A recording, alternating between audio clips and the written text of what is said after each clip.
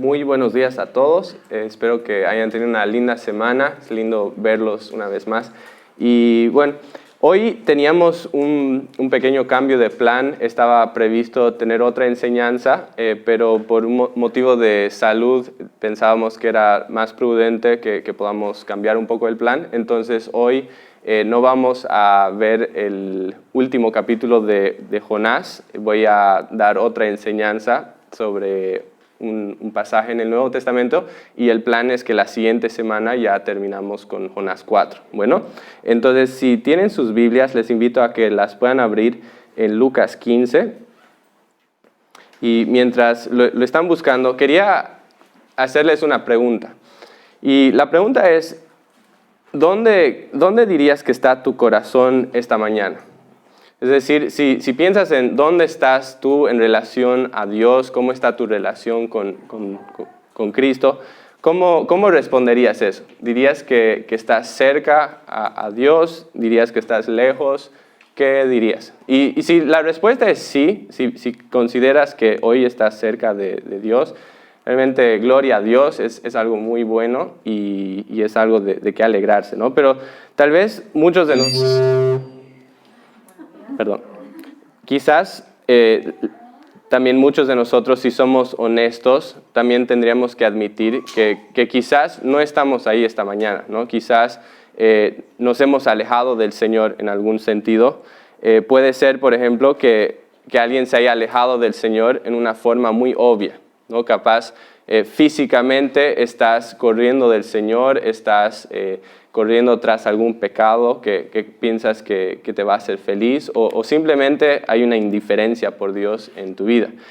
Puede ser eso o puede ser también un alejamiento más sutil, ¿no? Muchas veces puede ser que físicamente estás ahí, que estás haciendo todas las cosas, estás participando en las reuniones, todo parece andar bien, pero quizás tu corazón está lejos del Señor, aunque físicamente estás haciendo todo lo que un buen cristiano debería hacer, ¿no? Y puede ser eso, puede ser incluso que quizás nunca has tenido una relación real con Cristo, ¿no? Entonces hay muchas formas diferentes que una persona podría estar alejándose del Señor.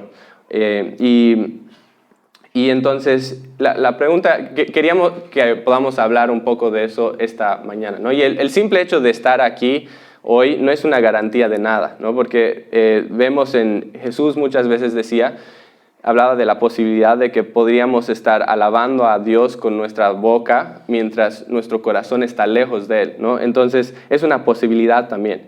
Entonces la pregunta es, ¿dónde está tu corazón esta mañana? Y sin importar cuál sea la respuesta, creo que el pasaje que hoy vamos a ver tiene mucho para hablarnos porque nos muestra que sin importar dónde estemos, Dios nos está llamando a venir a Él, ¿no? Y aun si diríamos que estamos viviendo en una buena relación con Dios, Él quiere traernos aún más cerca de Él. Entonces, lo que vamos a ver hoy creo que tiene algo para cada uno de nosotros sin importar dónde nos encontremos. Entonces, vamos a leer el pasaje juntos, es Lucas 15, versículo 11. Y dice así.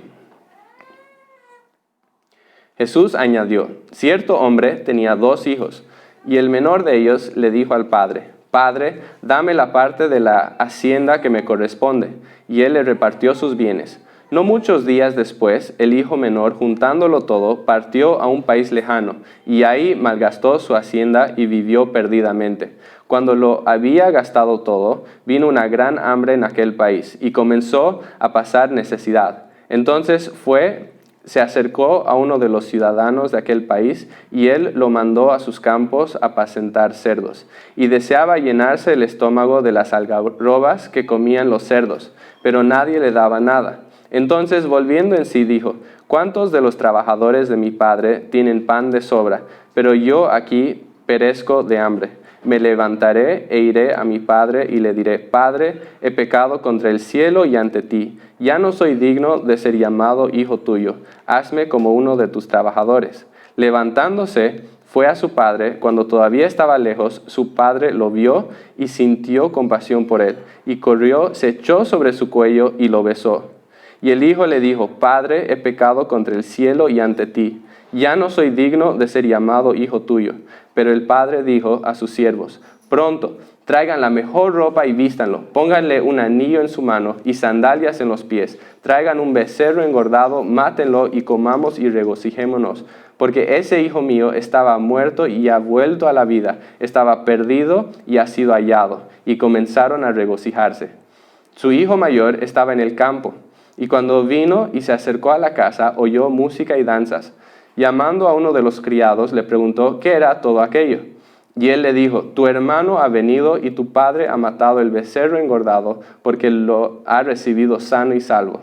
Entonces él se enojó y no quería entrar. Salió su padre y le rogaba que entrara. Pero él le dijo al padre, mira, por tantos años te he servido y nunca he desobedecido ninguna orden tuya. Y sin embargo, nunca me has dado un cabrito para regocijarme con mis amigos. Pero cuando vino este hijo tuyo, que ha consumido tus bienes con rameras, mataste para él el becerro engordado. Y su padre le dijo, hijo mío, tú siempre has estado conmigo y todo lo mío es tuyo. Pero era necesario hacer fiesta y regocijarnos, porque tu hermano estaba muerto y ha vuelto a la vida, estaba perdido y ha sido hallado. Padre amado, te damos gracias porque nos das esta oportunidad de poder unirnos, de poder alabarte, cantarte y también de escuchar tu palabra. Y te damos gracias, Padre, por la misericordia que vemos en este pasaje y por la gracia y por todas las hermosas verdades que aprendemos aquí. Oramos que nos guíes en el tiempo en tu palabra y que realmente acerques nuestros corazones a ti, Señor. Te pedimos todo esto en el nombre de Jesús. Amén. Bueno, este pasaje tradicionalmente lo llamamos la parábola del hijo pródigo, ¿no? Pero de cierta forma ese título no es el título más apto para lo que estamos leyendo aquí. Y digo esto por varias razones, o dos por lo menos. Uno, que en realidad el enfoque de esta historia no es en cuán rebelde es el hijo. El enfoque de esta historia es cuán bondadoso y amoroso y lleno de gracia es el padre, ¿no? Entonces el enfoque es más en el padre que en este hijo rebelde. Lo otro es que si se fijan en la historia, no habla solo de un hijo pródigo o un hijo rebelde, sino que nos habla de dos hijos rebeldes, ¿no? Y entonces hay algo que Jesús está tratando de enseñar con ambos, ¿no? Si solo quería hablar del hijo pródigo, podría haber simplemente hablado de ese hijo. Pero menciona dos porque hay algo que nos quiere mostrar ahí. Entonces, de cierta forma, quizás sería un poco más apto que llamemos esto la parábola de dos hombres perdidos o la parábola de dos hijos perdidos que fueron confrontados con la misericordia de un padre amoroso o algo así. Capaz sería esto, es decir, que hay mucho más en la historia que solo este hijo, ¿no? Bueno, entrando un poco en el contexto de la parábola, necesitamos retroceder a los versículos 1 y 2 del capítulo. En el versículo 1 y 2 nos dice, o sea, Lucas 15, 1 y 2 dice, todos los recaudadores de impuestos y los pecadores se acercaban para oír a Jesús, y los fariseos y los escribas murmuraban, este recibe a los pecadores y come con ellos. Eso son versículos muy importantes para entender qué está sucediendo en la parábola del hijo pródigo. Y es porque Jesús está enseñando. Y hay dos grupos de personas que están escuchando lo que él dice, ¿no? Por un lado, tenemos los recaudadores de impuestos y los pecadores, es decir, la gente que es mala, la gente despreciada, la gente que todos rechazan, que digamos, han hecho algo malo y la gente desprecia, que no quieren esas personas en su compañía. Y por otro lado, tenemos a los fariseos y a los escribas, que básicamente son las personas religiosas, ¿no? Las personas que en ese pueblo eran respetadas, las personas que incluso tomaban porciones muy grandes de la palabra, las memorizaban, las sabían de memoria y eran muy estrictos en cumplir esas reglas, ¿no? Entonces hay estos dos grupos de personas y cuando los religiosos ven que Jesús está hablando y asociándose con gente pecadora y de mala reputación, las personas religiosas empiezan a murmurar y a quejarse. Y dicen, ¿cómo es posible que este hombre que está enseñando la palabra, cómo se atreve a asociarse con gente tan despreciable? ¿No? Y están teniendo estas dudas y estas quejas. Entonces, ¿qué hace Jesús? Jesús cuenta 3 parábolas, una secuencia de 3 parábolas. Y en cada una de estas parábolas tiene el objetivo de mostrar cómo Dios es grande en misericordia. Quiere mostrarnos cómo Dios siente gozo cuando un pecador se arrepiente de su pecado y encuentra salvación.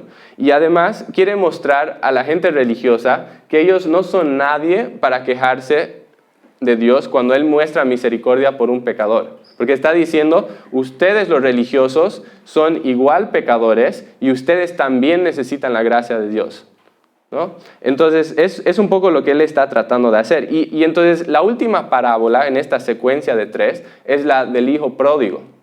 Y es importante entender el contexto en el cual Jesús enseña esta parábola, porque así podemos entender un poco mejor cuál era el propósito en lo que estaba enseñando y qué es lo que Él estaba tratando de comunicar. Lo que vemos acá es que cuando Él habla de estos 2 hijos, ambos hijos representan algo, ¿no? Está tratando de mostrar algo con ambos hijos. El hijo menor representa a los pecadores y a los recaudadores de impuestos. Y el hijo mayor representa a los fariseos y a los escribas, a los religiosos, ¿no? Y hay algo que quiere enseñar con ambos. Ambos están perdidos y ambos necesitan la misericordia de Dios. Entonces vamos a ir viendo cómo Jesús desarrolla estos 2 personajes. Primero, el hijo menor. Versículo 11, dice, Jesús añadió, cierto hombre tenía 2 hijos y el menor de ellos le dijo al padre, Padre, dame la parte de la hacienda que me corresponde, y él les repartió sus bienes. Lo que este hijo está pidiendo aquí es totalmente escandaloso. Es muy fuerte lo que el hijo está pidiendo. ¿Y por qué? Porque básicamente está mostrando una falta de amor total por su padre. Está diciendo, Padre, yo no te amo y no quiero estar contigo. Me quiero ir, ¿no? Básicamente este hijo ve las normas y las reglas de su padre como opresivas, ve la presencia de su padre como algo desagradable. Y él piensa que va a ser más feliz corriendo de la presencia de su padre. Piensa que va a ser más feliz mientras más lejos pueda ir de su padre. Entonces, por eso decimos que es muy escandaloso lo que está pidiendo.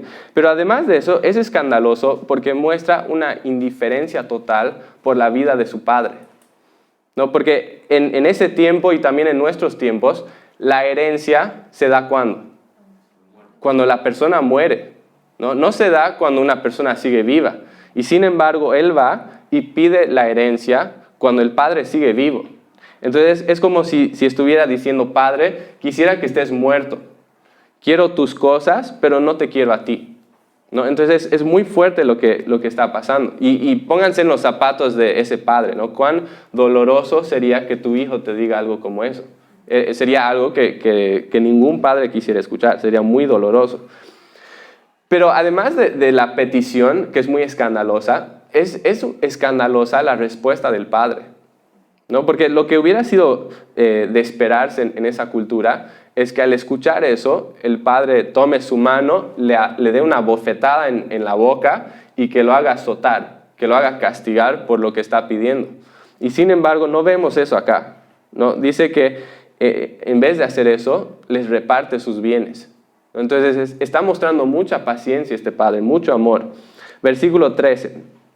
No muchos días después, el hijo menor, juntándolo todo, partió a un país lejano y ahí malgastó su hacienda viviendo perdidamente. Entonces, este hijo básicamente está siguiendo su sueño, ¿no? Es como muchas personas hoy en día que quizás dicen que mientras más lejos esté de Dios, más feliz voy a ser, ¿no? Y él básicamente cree eso y se aleja. Y al principio está disfrutando lo que vive, ¿no? Al principio la pasa muy bien, tiene todo el dinero de su padre, mucho dinero para gastar y la pasa bien al principio. Pero llega un punto donde él descubre lo que muchas personas tarde o temprano van a descubrir, y es que sin el Padre Celestial realmente es imposible encontrar felicidad real, es imposible encontrar significado real, es imposible encontrar satisfacción real y duradera en esta vida. Puedes ir detrás de muchas cosas y pensar que eso te va a llenar, pero tarde o temprano te vas a dar cuenta que eso no te va a llenar. Y es lo que este joven también va a descubrir, como vemos en los versículos que siguen. Versículo 14. Cuando lo había gastado todo, vino una gran hambre en aquel país y que comenzó a pasar necesidad. Entonces fue y se acercó a uno de los ciudadanos de aquel país y él lo mandó a sus campos a apacentar cerdos. Y deseaba llenarse el estómago con las algarrobas que comían los cerdos, pero nadie le daba nada. Es una imagen muy fuerte esta, ¿no? De cómo esta persona en su rebeldía llega al lugar más bajo que una persona podría llegar, ¿no? Cómo el pecado y la rebeldía tiene ese poder destructor en la vida de una persona. Aquí este joven está siendo reducido a la peor humillación. Porque si ustedes saben algo de la cultura judía, saben que los judíos no comen cerdos, ¿no? No comen cerdos. ¿Y por qué? Porque los cerdos son para ellos los animales más inmundos que podrían imaginar, ¿no? Entonces nunca vas a ver a un judío que coma cerdos, no vas a ver a un judío criar cerdos y tampoco tocar cerdos, ¿no? Un judío va a estar lo más lejos posible de un cerdo. Y aquí, ¿qué está haciendo este muchacho? Está cuidando cerdos. Y no solo los está cuidando, sino que llega a un punto donde incluso siente envidia de los cerdos. Está diciendo, yo quisiera estar en el lugar de ese cerdo, porque ellos están comiendo mejor que yo, ¿no? Entonces es muy fuerte lo que está pasando acá, que se vuelve esclavo de estos cerdos. Es decir, que ha sido rebajado a lo más profundo. Y eso es, como decíamos, eso es lo que la rebeldía contra Dios produce en nuestras vidas, ¿no? Que el pecado, una vida lejos de Dios, te promete felicidad. Por eso el pecado es tan atractivo, porque te promete felicidad, te promete el mundo y te atrapa y tal vez por un tiempo te da felicidad, pero ¿qué termina pasando? Al final el pecado y la rebeldía termina llevándote al lodo donde están los cerdos, termina destruyendo tu vida, ¿no? Y entonces es un poco para pensar en nuestras propias vidas también, decir, ¿hay algún sentido en el que yo estoy dejando que el pecado tome control de mi vida? ¿Hay alguna área de mi vida donde estoy entregándome al pecado? ¿Donde estoy corriendo de Dios? ¿Estoy creyendo las mentiras que el pecado me hace? Y quizás lo vas a disfrutar por un tiempo, ¿no? Como este hijo menor lo disfrutó mientras todavía tenía el dinero. Tal vez piensas que nadie se va a enterar, tal vez piensas que no van a haber consecuencias, y que puedes seguir así, todo va a salir bien. Pero tengamos mucho cuidado con eso.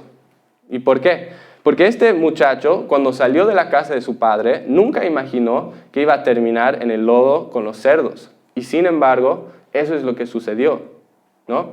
¿Y por qué? Porque eso siempre es lo que pasa con el pecado. Siempre te va a conducir a ese destino final.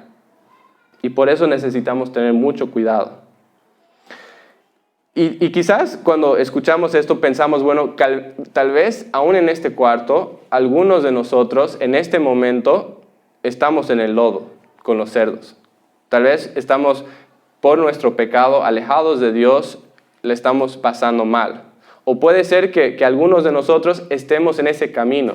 Todavía le estamos pasando bien, pero estamos en ese camino que finalmente va a llevar donde los cerdos. Y si esa es tu situación, lo que creo que también es importante reconocer en esta historia es que ese no tiene que ser el destino final, ¿no? Que Dios ofrece misericordia. Y es lo que vemos acá, ¿no? Que después de caer muy bajo, este joven empieza a recapacitar. Y vemos esto en el versículo 17. Dice, entonces, volviendo en sí, dijo, ¿cuántos de los trabajadores de mi padre tienen pan de sobra? Pero yo aquí perezco de hambre. Me levantaré e iré a mi padre y le diré, Padre, he pecado contra el cielo y ante ti. Ya no soy digno de ser llamado hijo tuyo. Hazme como uno de tus trabajadores. En la desesperación de este muchacho empieza a razonar consigo mismo, ¿no? Dice, bueno, yo salí de la casa de mi padre porque pensaba que eso era lo que me iba a hacer feliz. Y sin embargo, aquí estoy y me siento totalmente miserable. Y empieza a preguntarse, ¿no será mejor que vuelva donde mi padre? ¿No será una mejor alternativa? Pero al mismo tiempo hay un problema, ¿no? Porque él sabe lo que ha hecho. Él sabe que ha deshonrado a su padre, sabe lo que merece por deshonrar a su padre. Y también conoce la cultura y sabe que en esa cultura no puede haber una reconciliación sin que haya restitución, sin que alguien pague por los daños. Entonces él tiene un plan y dice, bueno, voy a volver donde mi padre, pero no voy a ir como un hijo, voy a ir como un trabajador, ¿no? Como un obrero. ¿Y qué voy a hacer? Me voy a esforzar, voy a trabajar, voy a hacer todo lo que pueda para pagar y devolverle a mi padre todo lo que he tomado de él, para que haya restitución. Y me hizo pensar mucho cuando estudiaba esto en algo que pasó hace unas semanas, capaz, con nuestra hija Camille, que ella se había portado un poco mal, entonces tuvimos que llamarle la atención. Y después se fue a dormir y un poco más tarde entramos a la habitación con Angie y había una nota sobre la cama de Camille, ¿no? Y decía lo siguiente, decía, hola, soy Camille, perdón, por favor perdóname y si quieres hacerme tu esclava puedes. Y me puedes sacar de las fotos y tirar mis fotos a la basura. Y después era muy tierno porque a un lado tenía como un dibujito de una niña que estaba como llorando, triste, y al otro lado había un sobre que decía plata para papá y mamá, con todos los ahorros que ella había, digamos, todo el dinero que había ahorrado en las últimas semanas. Y fue muy enternecedor, ¿no? Pero al mismo tiempo me hizo pensar en la naturaleza que tenemos como personas, ¿no? Porque muchas veces nosotros hacemos eso. Es muy típico de nosotros como personas que cuando hacemos algo, hacemos algún daño, sentimos que queremos pagar eso, ¿no? Que queremos ganarnos el favor nuevamente de esa persona y que queremos hacer algo para congraciarnos con esa persona. Y muchas veces es lo que hacemos también con Dios, ¿no? Tratamos de hacer eso sin darnos cuenta que en realidad es imposible hacer eso. Es imposible ganarnos el favor de Dios haciendo algo nosotros mismos o pagando o haciendo algo así. Y es lo que este hijo está tratando de hacer. Versículo 20. Dice, levantándose, se fue a su padre. Cuando todavía estaba lejos, su padre lo vio y sintió compasión por él. Y corrió, se echó sobre su cuello y lo besó. Y el hijo le dijo, Padre, he pecado contra el cielo y ante ti. Ya no soy digno de ser llamado hijo tuyo. Pero el padre dijo a sus siervos, pronto, traigan la mejor ropa y vístanlo. Pónganle un anillo en su mano y sandalias en sus pies. Traigan el becerro engordado, mátenlo y comamos y regocijémonos, porque este hijo mío estaba muerto y ha vuelto a la vida, estaba perdido y ha sido hallado. Y comenzaron a regocijarse. Hay muchos detalles muy importantes en este pasaje, en esta porción, ¿no? Por un lado nos dice que el padre vio a su hijo cuando todavía estaba lejos. ¿Y qué nos muestra eso? Nos muestra que el padre, nos da la imagen de un padre que está mirando al horizonte, ¿no? Alguien que está ansioso de que su hijo pueda volver a él, ¿no? Entonces por eso lo vio. Y dice que cuando lo vio de lejos, corrió hacia él. Es decir, que estaba yendo en contra de las costumbres de ese tiempo. Porque en ese tiempo los hombres mayores no corrían. Era algo que se consideraba indigno de un hombre mayor. Era algo que no hacían, ¿no? Era debajo de su posición. Y sin embargo, este hombre no le importa esos protocolos, no le importa esas costumbres. Está tan feliz de ver a su hijo que cuando lo ve, corre hacia él, ¿no? Y lo abraza y lo besa una y otra vez. No sé si tú tienes esa imagen de Dios, de un Dios, de un Padre amoroso que realmente ama a su hijo, que anhela a su hijo, que anhela que su hijo vuelva a él. A veces tenemos la imagen de un padre o de un Dios que es muy exaltado, que está en el cielo, en su trono. Y todo eso es cierto, no quiero minimizar eso porque es verdad que Dios es santo, que necesita el respeto y no hay que minimizar eso. Pero al mismo tiempo vemos en la Biblia la imagen de Dios como un padre amoroso, ¿no? Que realmente anhela a su hijo. Y Dios nos ama tanto que vemos que Él se humilla, así como se humilló este padre, se humilló hasta lo máximo, ¿no? Que fue a una cruz para pagar el precio de nuestro pecado, para traernos de vuelta a Él. Entonces es una imagen de mucha ternura, ¿no? Algo impresionante. En el versículo 21 el hijo hace su discurso, ¿no? Dice: Padre, he pecado contra el cielo y ante ti, ya no soy digno de ser llamado hijo tuyo. Y lo que es impresionante es que el padre ni siquiera lo deja terminar este discurso, ¿no? Él está ahí, va a hablar de lo que él va a hacer para merecer nuevamente un lugar en la familia, y el padre lo corta en lo que está diciendo. ¿Y qué hace? Ordena a que sus sirvientes le traigan la mejor ropa. La ropa que era reservada solo para un invitado de honor, ¿no? Y dice: traigan esa ropa y pónganle esa ropa a mi hijo, porque es un invitado de honor. Después le pone un anillo, y en ese tiempo los anillos eran símbolos de autoridad. Muchas veces los contratos se firmaban con un anillo familiar. Entonces lo que él está diciendo es básicamente que estamos aceptando nuevamente a este hijo en la familia, y tiene la autoridad de hijo. Y después le pone sandalias. Y eso también es muy importante porque en ese tiempo los esclavos no usaban sandalias, ¿no? Entonces al poner sandalias a los pies de su hijo, básicamente está diciendo que estamos recibiendo a este hijo no como un esclavo, sino como un hijo. Y eso es básicamente lo que sucede con un pecador, por más que sea un vil pecador que haya hecho cosas muy malas. Eso es lo que sucede cuando esa persona viene a Cristo en fe y arrepentimiento, ¿no? Cuando justo estuvimos estudiando Efesios, ¿no? Y en Efesios vimos que cuando una persona está en Cristo, Cristo lo libera de la esclavitud, lo hace su hijo y lo hace heredero, ¿no? Es decir, que si yo estoy en Cristo, soy un hijo de Dios, no soy un esclavo, soy un hijo y un heredero con todos los privilegios y todos los derechos que eso implica. Y obviamente eso es algo digno de celebrar, porque es increíble. Y por eso el padre manda a llamar el becerro engordado y lo manda a preparar para que pueda celebrar con toda la comunidad. Porque un becerro engordado no lo puede comer solo una familia, era algo que tenían que comer cientos de personas. Entonces él estaba haciendo una fiesta para su hijo. Y entonces vemos acá la bondad y la misericordia de este padre en una manera desmedida. Y ahí es donde entra a la escena el hijo menor o el hijo mayor, ¿no? Entonces vamos a leer esa parte a partir del versículo 25. Dice: su hijo mayor estaba en el campo, y cuando vino y se le acercó a la casa, oyó música y danzas. Llamando a uno de los criados, le preguntó qué era todo aquello. Y él le dijo: tu hermano ha venido y tu padre ha matado el becerro engordado, porque lo ha recibido sano y salvo. Entonces él se enojó y no quería entrar.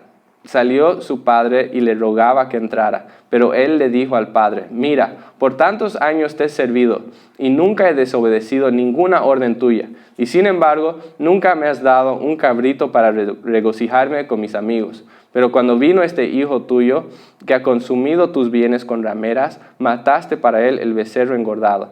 Y su padre le dijo: hijo mío, tú siempre has estado conmigo y todo lo mío es tuyo. Pero era necesario hacer fiesta y regocijarnos, porque tu hermano estaba muerto y ha vuelto a la vida, estaba perdido y ha sido hallado. Cuando inicialmente leemos esta historia, lo que pensamos es que solo el hijo menor es el hijo rebelde. Solo el hijo menor es el que se escapó, el que está lejos de su padre. Pero en realidad, cuando vemos esta conversación entre el padre y el hijo mayor, vemos que el hijo mayor también está lejos de su padre, que también está perdido. cuando vemos la historia o la situación del hijo mayor, vemos que en realidad él es muy parecido al hijo menor. ¿Y por qué?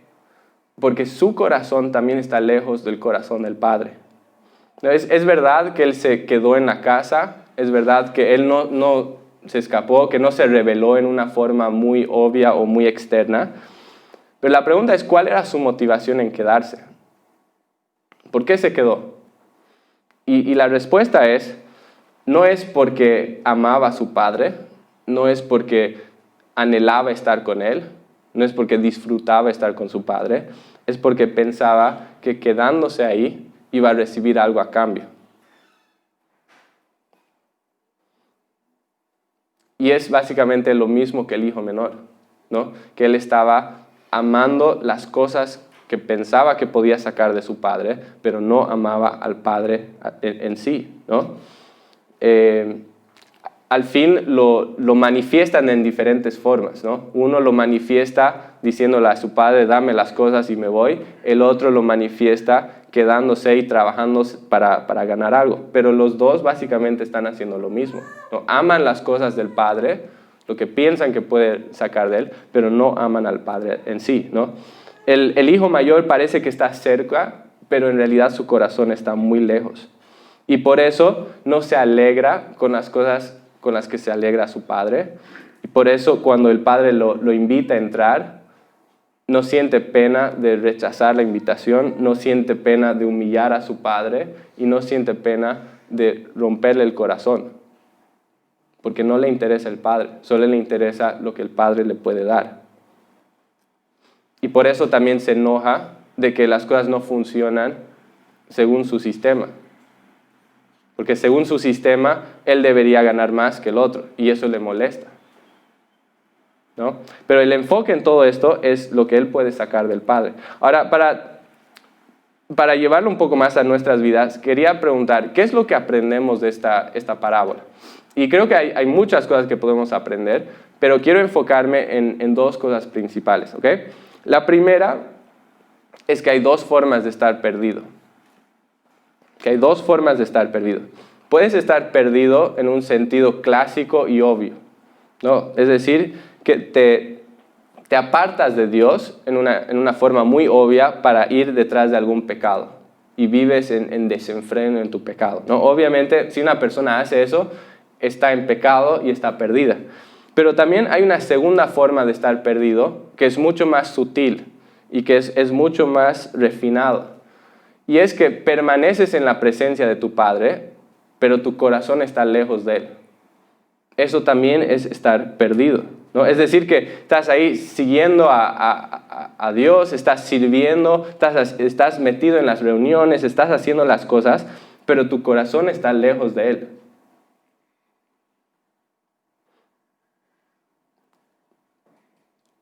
Tu motivación no es amor al Padre.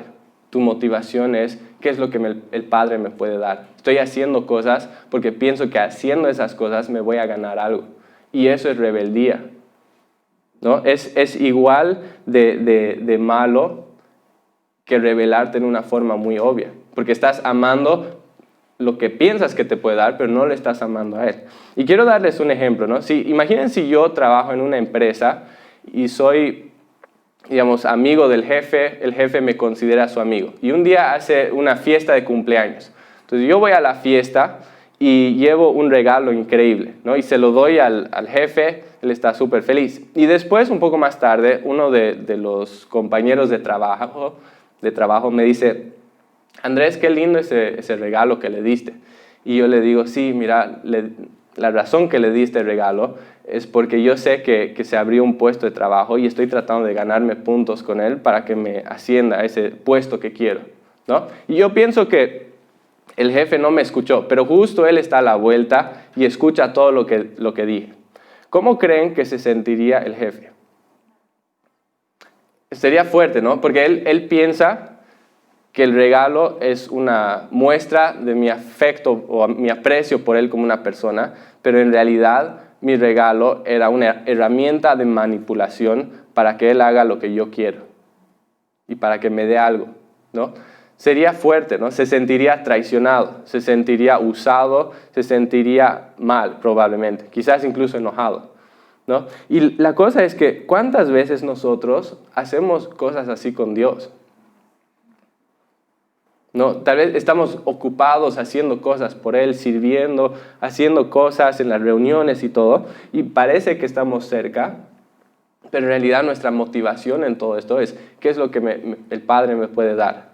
¿No? Que me bendiga, que me vaya bien, que me dé cosas y todo eso, pero no hay un corazón y un amor real por el Padre. Y eso es muy feo, ¿no? Especialmente para Dios que conoce todas las cosas. Una vez John Piper hizo una pregunta muy interesante en su libro Dios es el Evangelio. Y quiero leerles esta pregunta. Dice, si usted pudiera alcanzar el cielo libre de enfermedades, junto a todos los amigos que tuvo en esta tierra, con toda la comida que siempre le gustó, las actividades que siempre disfrutó, todas las bellezas naturales que vio en su vida, todos los placeres físicos que experimentó en la vida, sin conflictos entre humanos ni desastres naturales, ¿se sentiría satisfecho con el cielo si Cristo no estuviera ahí? O sea, básicamente la pregunta es, ¿estarías feliz en el cielo si tienes todo lo que amas de esta tierra, tus amigos, tu comida, tus actividades, todo lo que amas en la vida está ahí en el cielo y no hay enfermedad, no hay las cosas horribles de acá? ¿Estarías feliz ahí si Cristo no estuviera? Es una pregunta que quiero que ustedes se respondan a sí mismos. No que nos digan ni nada de eso, pero sean muy honestos con ustedes mismos. ¿Estarías feliz si fuera así? Y la verdad es que si después de pensarlo honestamente, mi respuesta es sí, estaría feliz en el cielo con todo eso sin Cristo, eso revela algo de mi corazón. Y lo que revela de mi corazón es que mi corazón está lejos de Dios, ¿no? Porque básicamente revela que lo que amo son las cosas que el Padre me puede dar, pero no que amo al Padre de verdad, ¿no? Y eso es un pecado. Es un pecado tan serio como ir y escaparme a una tierra lejana y usar la herencia de mi padre con prostitutas. Es básicamente lo que nos está diciendo este pasaje, ¿no? Ambos son pecados, ambos están perdidos. La pregunta es, pensando en nuestras vidas, ¿tú te identificas con alguno de estos hijos? ¿Te identificas tal vez con el menor que se revela en una forma muy obvia? ¿O tal vez te identificas con el mayor que parece que por fuera todo anda bien, que eres muy moral, haces las cosas, muy fiel en todo, pero tu corazón está lejos de Dios? En cualquiera de los dos casos es un problema, ¿no? Y eso nos lleva a la segunda cosa que es muy importante en este pasaje, que quería enfatizar, es que vemos que Dios es increíblemente misericordioso, ¿no? Vemos cómo Él muestra misericordia con el hijo menor, porque lo recibe con brazos abiertos cuando este hijo menor no lo merecía para nada. Y también muestra misericordia con el hijo mayor, ¿no? Porque sale de la fiesta y va y habla con él y lo invita a que pueda entrar a la fiesta con todos los demás. Y el punto al que quiero llegar con todo esto es que sin importar con cuál de los dos te identificas, el Padre te está llamando a volver a Él, ¿no? Que lo que vemos acá es que Dios quiere nuestro corazón. No quiere simplemente que actúes moralmente correcto, no quiere simplemente que por fuera hagas cosas y seas activo y que seas religioso. Lo que Dios realmente quiere es tu corazón. Quiere que le ames, ¿no? Quiere que Él sea el objeto de sus afectos, ¿no? Que tú realmente anheles su presencia. Que Él sea tu pasión, que Él sea el amor de tu vida, que toda tu vida gire en torno a Él. ¿No? Eso es lo que Dios realmente quiere. Y puede ser que, digamos, mirando tu vida y siendo muy honesto, puedas decir, bueno, yo estoy muy lejos de eso, ¿no? Tal vez estás lejos de eso porque estás corriendo de Dios en una forma obvia, puede ser que estés alejándote de Él en formas sutiles, puede ser que nunca hayas tenido una relación con Él. Pero lo que este pasaje nos muestra es que sin importar cuán lejos hayas corrido, no importa cuán bajo hayas caído, no importa cómo hayas entrado por la puerta esta mañana, que hay misericordia para el pecador que vuelve a Dios, que vuelve al Padre, ¿no? Y eso es lo que quiero que todos nosotros sepamos, ¿no? Que hay misericordia cuando un pecador vuelve al Padre. Pero al mismo tiempo, para que eso suceda, tiene que haber arrepentimiento, ¿no? Como este hijo, el hijo menor que se dio cuenta que estaba viviendo en el lodo y volvió en sí, nosotros también tenemos que volver en nosotros, ¿no? Tenemos que arrepentirnos. Y no solo arrepentirnos de las malas acciones que hacemos, sino incluso arrepentirnos de las buenas cosas que hacemos por las razones incorrectas, ¿no? Necesitamos arrepentirnos de eso. Necesitamos arrepentirnos no solo de actos malos, sino de que nuestro corazón no está cerca del Padre. Y por lo tanto, lo que quiero animar a cada uno de nosotros es que podamos tomar tiempo ahora, volviendo a sus casas, donde podamos ser realmente honestos con nosotros mismos, ¿no? Y venir delante del Padre y decir, abrir nuestro corazón, ¿no? Básicamente ser honestos con Dios, ¿no? Si nos está costando amar a Dios, decirle honestamente, Padre, no te amo. No te amo como debería amarte. A veces nos da miedo ser honestos con Dios, pero Él ya conoce nuestro corazón, ¿no? Entonces es mejor ser honesto y decir, Padre, no te amo. No te amo como tú quieres que te ame. Y te pido que me perdones, te pido que me cambies, te pido que me transformes, ¿no? Que renueves ese compromiso dentro de mí, ¿no? Y que realmente haya un arrepentimiento en nosotros, que haya un compromiso de buscar del Señor, que Él realmente sea el centro y la pasión de nuestras vidas. Entonces lo que vamos a hacer ahora es pasar un tiempo en silencio, cada uno puede orar y al final de un momento yo voy a terminar orando.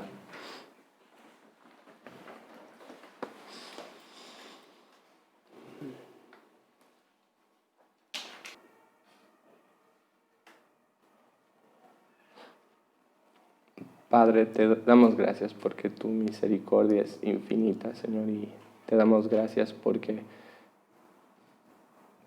Padre, en nuestra rebelión, en nuestra rebeldía, tú no nos desechas como lo merecemos, Señor, sino que nos das esta oportunidad de venir a ti, Señor, y encontrar amor y misericordia en tus brazos. Y Padre, te damos gracias por la cruz de Jesucristo que ha hecho eso posible, Señor.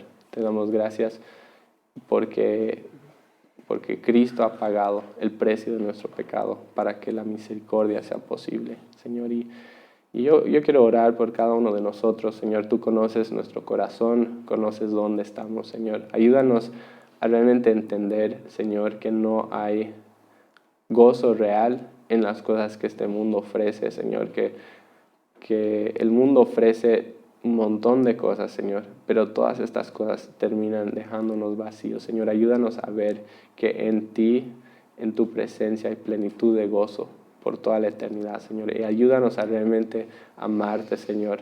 Ayúdanos a ver que tú eres mejor que cualquier cosa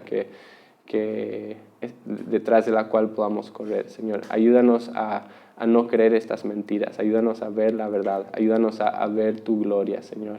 Y Señor, trae convicción de pecado y de arrepentimiento a nuestras vidas, Señor. Ayúdanos incluso de arrepentirnos de la religiosidad en la cual a veces podemos vivir. Ayúdanos a tener corazones que realmente te aman de todo corazón. Y Padre, sabemos que esto no es algo que nosotros podemos producir, es algo que solo tu Espíritu puede hacer. Entonces oramos que tu Espíritu realmente renueve y transforme y dé un nuevo aliento a nuestros corazones secos, Señor. Y pedimos todo esto en el precioso nombre de Jesús. Amén.